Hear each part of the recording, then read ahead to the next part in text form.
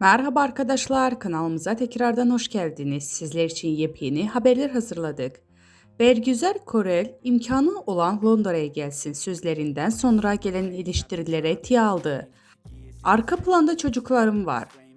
Hamile taklidi yapan fenomen Mükremin gezgine tepki gösterdiği için eleştiriler Bergüzar Korel imkanı olan Londra'ya gelsin sözleri için yapılan yorumlara tiye aldı. Sosyal medya hesabından paylaşım yapan Korel arka planda uşaklarım var aslında. Metro da benim hikaye paylaşayım diye hazırlandı ifadelerini kullandı.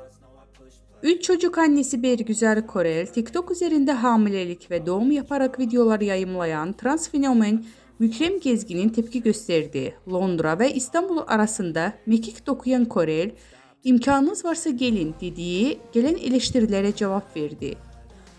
Sosyal medya hesabından yaptığı paylaşımlarla zaman zaman gündem olan oyuncu, yurt dışında yaşadığı için gelen eleştirilere metroda çektiği fotoğrafları yanıt vererek şu sözleri tiye aldı.